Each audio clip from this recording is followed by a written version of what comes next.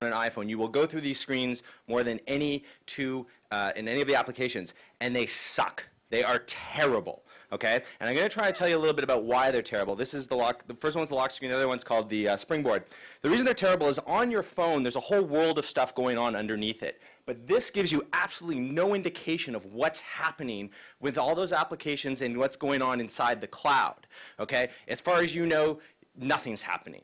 And on top of that, the iPhone UI model requires you to dip in and out of every application to find out what's going on. If you want to see what's happening in email, you got to go into email, Twitter, Facebook, and on and on and on and on. All the meantime, just getting a world icon when you open up your phone. The funny thing is that phone UIs have been able to tell you what's going on underneath them for many years. Some better than others, but this is not new technology. In fact, Apple has patents to do similar things, yet they don't seem to want to do these things. So we redesigned it. Every once in a while, we come across design problems, and Jeff Teehan will often take an hour or two and mock up designs of how you might fix it. These are just thought experiments. They're not really meant to go anywhere, so that's what we did. And we mocked up something that looked like this, and we put it up on our blog.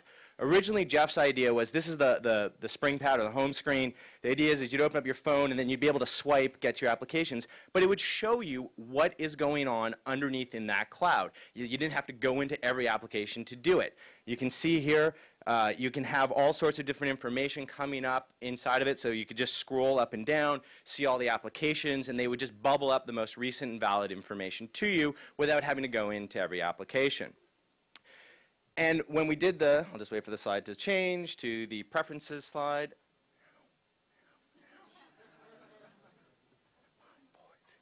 There we go.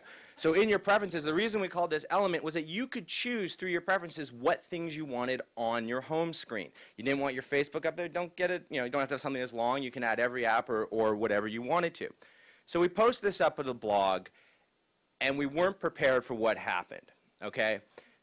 We got an overwhelming response, okay? You can't see it. You can see it on this one. The original post got over 100,000 page views. The subsequent posts that we've done have generated over 150,000 page views. We got comments, when can I have this? I want this. We even got picked up on things like the unofficial Apple blog, and our friends in Cupertino took some notice as well, and that's from our Google Analytics down there. So they were watching, and we haven't heard anything from them, but they definitely kept an eye out. So we had a lot of press out there.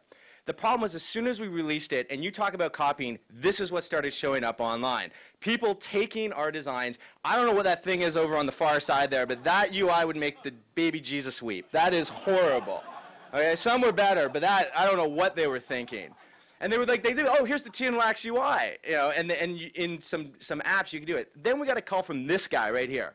This is Jay Freeman. He's also known as Soric out in the iPhone hacking community. He's created something called Cydia. For those of you guys who don't know, Cydia is the other iPhone or app store. It's the sort of alternative underground app store. This guy's sort of one of the big dogs in iPhone hacking, and he said, I want to build Element, and I've got this thing that I'm working on called Sidgets, and Element would be awesome for Sidgets, and can you guys help me do this? And I want to do it. And we were like, this is great. This is so cool. And so we did the worst thing ever. We told people. Biggest mistake we ever made. We were like, it's coming, guys. Don't this is awesome. Soric's doing it. And people went crazy. Like, when can we get it? And we're like, just wait. Jay is a great guy, but he is a terrible communicator. And months went by, and he would reply kind of cryptically about stuff and then disappear. And people were calling us hoaxers. I mean, the venom that was coming back to us was like we were liars and cheats. The fact is, we couldn't even get a hold of Jay. He wouldn't respond to our emails or our calls. So eventually, we had to go out and tell people that it wasn't going to happen. We didn't know, Jay wasn't calling us back. We didn't know what was going on. Sorry, Then we got a call, and I'm going to show for you tonight the first working version of Element. So here it is. Not everything, as you can see, there's some titles missing, and there's still some code that's not perfect. But you can go through, you can pull everything up. There's a few videos here. So Jeff's going to pull back up, and then go to the next video. Okay, so here you can see a call. You tap it, you hit call, it'll go right in, dial the number. Don't have to unlock anything. Don't have to do anything. Okay, you can go back. If you cancel a call, you go back right to your home phone. You're not dealing with the springboard at all. take you right into whatever app you want. Next one, here are your preferences. Thank you. Here are your preferences. As you can see, you can go through, you can choose what you want in there, what you don't want in there. Comes right up. You can have as long an element screen as you want or as short, all without doing it. Still don't know when it's going to be released, but it does work. It is out there. We are working on it. We're trying to get it cleaned up. It's been worked on a developer out of Greece who Sorks handed it off to, realizing that he's too busy to deal with it. If you want to follow along the progress, you can hit our Twitter, you can hit our website. We'll try to keep people up to date. And for all of those on the web who thought it was a hoax, screw you. There it is. It's real. Thanks.